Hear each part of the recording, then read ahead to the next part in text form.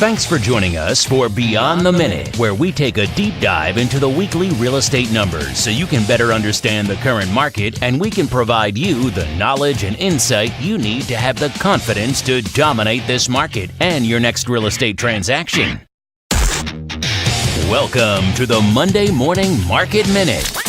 Single family inventory from South San Francisco to Redwood City right now is 165. Only 165 homes on the market. We had 44 homes come on the market and we had 31 homes go into contract. That's better than last week's 26. It's not the 40 number we like to see week in and week out, but still a very healthy number. Condominiums right now, 69 condominiums on the market. That's down from 77 last week. We had 13 condominiums come on the market. We had 18 condominiums go into contract, a very good number. And last week we had 18. Also, we had 13 homes either expire, withdraw, or come off the market, kind of a high number. And we had 9 homes lower the price. Again, very interesting number because that's a little higher than we normally see. So total, from South San Francisco to Redwood City, single family homes and condominiums, inventory is 234.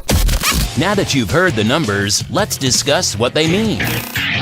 And now, your hosts, with over 60 years of local Bay Area experience and hundreds of millions of dollars of closed real estate transactions, Timothy and Dan Gilmartin. Hello, this is Dan Gilmartin, sitting down with the president of the Gilmartin Group, my brother, Timothy D. Gilmartin. Thank you for joining us for the 9th episode of Beyond the Minute, where Tim and myself unpack the Monday Morning Market Minute. Good morning, Tim. Morning, Dan. So it's March 4th. Wow. 2019, and according to the numbers, we're running under a 5-week market, which is very healthy.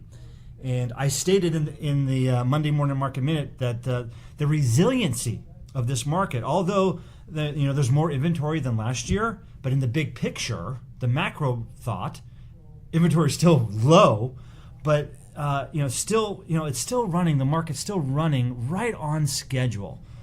And what was the other interesting thing I said in the Monday Morning Market Minute was the higher numbers than normal for the canceled, expired, withdrawns at 13. I noticed that as well. And price reductions 9. So that's in other markets that's like super duper low, right? But for here, it's like, oh wow, that's kind of a higher number if we're even monitoring that number. So you've taken the time to look at the numbers. We've talked a little bit before the show here, and after hearing the numbers, Tim, what are you thinking? Well, it's interesting that you brought up the cancel withdrawns and the price changes, because that's about 10% of the overall market either canceled, withdrew, or changed their price.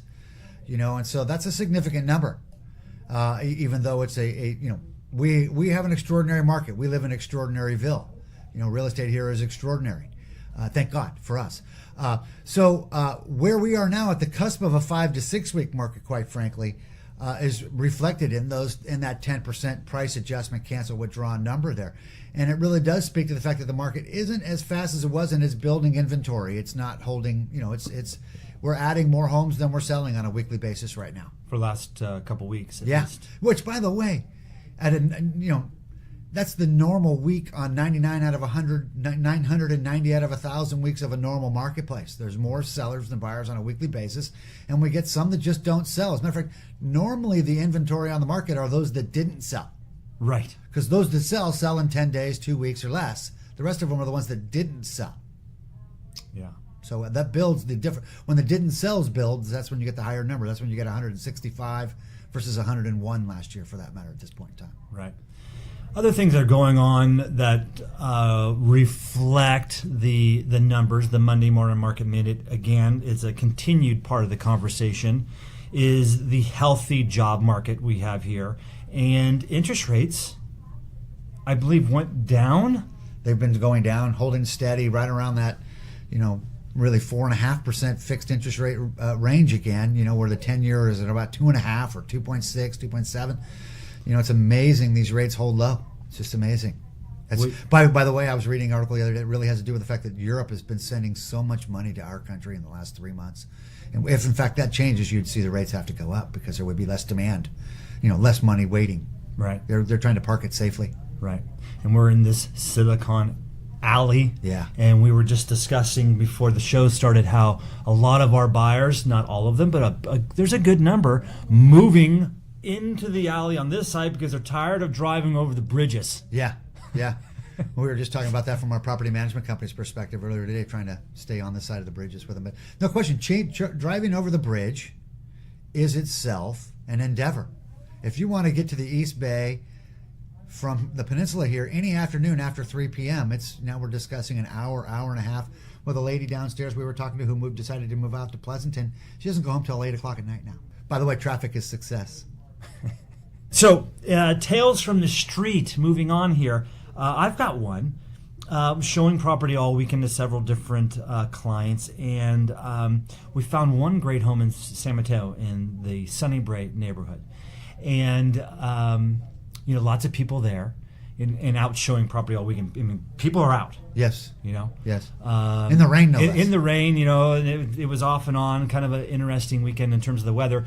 But lots of people at this particular open house in Sunnybray, a cute home, and, well, what are they doing? They're taking offers tomorrow. And I bring that up because, having an offer date is totally different than any other market around. We're in this extraordinary market where when things are done right, agents set marketing dates, offer dates, right? And so then, disclosure packages, you want to download disclosure packages. If you're thinking of making an offer, you want to look at the reports and things like that. Plenty of packets are out on this home, and they're going to listen to offers, and that is plural, tomorrow. So, tales from the street. Their buyers are out there. Saw them all weekend, looking at one great home. Got plenty of people there, and they're taking offers tomorrow.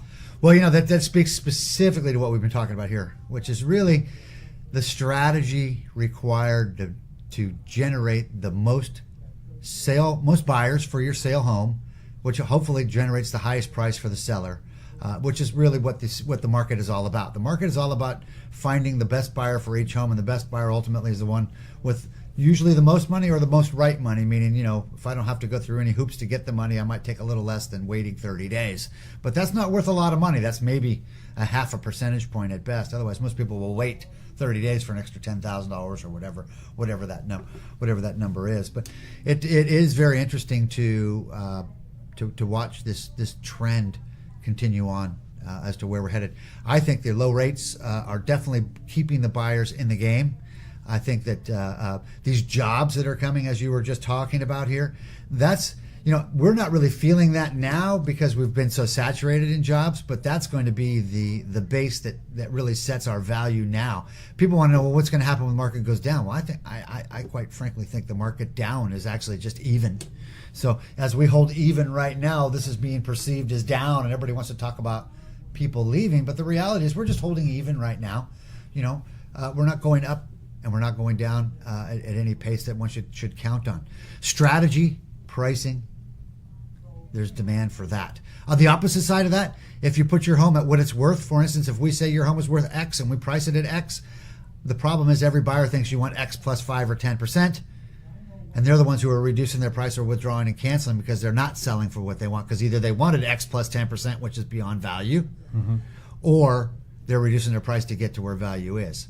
Right, so it is the strategy of selling your home today is far more critical, quite frankly, than it was last year at this time, because the market doesn't quite have the same energy as it had last year. And the buyers who are listening to this and watching and monitoring the Monday morning market minute, the numbers, and they're out right now. What is the advice to a buyer right now who maybe saw a home this weekend and they want to get it? Well, certainly it's always about the energy on the home, right? And they're selling for what they're worth, and they're not really selling for more than, so I don't think worrying about overpaying for a home is one of the issues to worry about right now. And moreover, borrowing money at 4.5% or, historically low rates, that's the one you pay for 10 to 30 years versus the price which you pay for once. So I think locking in these low rates and getting one of the homes that's for sale. Now, inventory being almost 150% of last year's number means it's just that much easier to find a home that you can buy. I would be out buying right now. I think it's a good time to buy. If you were a buyer right now, wanting to buy right now, what wouldn't you do? I wouldn't sit on the sidelines. I'd be out there actively searching every day. I wouldn't say I've already seen them all. Matter of fact, Maybe you've seen one that you liked before that you forgot about, because mostly buyers don't go back to homes they forgot about. And those are the interesting ones, the ones that have been on the market 3 weeks or longer right now. There's some sellers who want to sell who aren't getting any offers, who would love to see an offer on their home. That might be the right one, where just the change in paint and carpet does it all for you. Right, because we've said, shopping in general is the process of elimination. Right. So if your home has been eliminated from the mind of the buyers, you get forgotten. You lost your momentum. Yeah, that's the tough part of the seller side. The sellers have to catch the momentum in the first 2 weeks, or you're on the downside. After 3 weeks, buyers come 1, 2, 3 a week at best, versus third, like you probably saw 20, 30, 40 yesterday at the open house on Birch. So, want to circle back real quick on the buyer side. Buyers writing offers. I want to just kind of close that loop. What I was getting to there is, what is the advice? What's the smart thing for buyers to do if they're going to write an offer this week because they saw something over the weekend? They're in a let's just say there's another offer. There's not 10, 20 offers, but there's some competition. What should a buyer do to feel comfortable and write an offer? And how should they write that offer? Well, that's a tricky statement, because everybody's comfortability is different. But number one, obviously, if you've been through the home, which I assume you've done. Some people buy homes without seeing them, which blows me away. Number two, I assume you've reviewed all the inspections, and they're from inspectors that are reputable, meaning the ones that do the inspections in the marketplace, which most of us agents, 90% of the agents, use pretty much all the same inspectors. So we know what we get and what to expect. And assume that you're pre-approved for your loan, and that the only thing that has to be approved is the appraisal on the house. Well, then you need to be as clean as you can as a buyer, meaning I've already approved everything, I've already reviewed everything, I understand all the disclosures, I like the house the way it is, I expect that I'll probably have to do a few things because nothing is perfect. When we can't see through the walls in houses. And by the way, even if you get more inspections, you're not going to see any more through the walls of the houses per se. Okay, so believing the inspections, if you do, and you're liking the home, the less contingencies to no contingencies is the winner. What we've noticed, and it's changing now, but we would notice in the hottest of markets, it takes seven offers for a buyer to get a home, usually starting with a full price, full of contingency offer, and ending with a, way over full price, all cash, or not all cash, but no contingency offer when they finally buy a home. So that's sort of the scale you go through. By the way, if you go back to one of these homes that's been on the market 3 weeks, 4 weeks, 5 weeks, you can have all the contingencies you want. Yeah. They're already waiting, so they'll wait. Right. So it's about the energy on the house. Yep. Well, like I said in the Monday Morning Market Minute, just to reiterate, this market is certainly, it's very healthy. Very healthy. And with more inventory than last year, that's better for the buyers. Absolutely. And when sellers do the right thing, they can get a great price for their home. I think that's exactly what I said in the Monday Morning Market Minute. So that pretty much wraps up. Great conversation. Again, a lot of good news. I think if you're either a buyer or seller, there's a lot to take away from what we just talked about. Especially maybe if you're in a first-time home buyer, you might want to listen to that again, because there was some great knowledge that Tim talked about in terms of how to think about how to write your offer.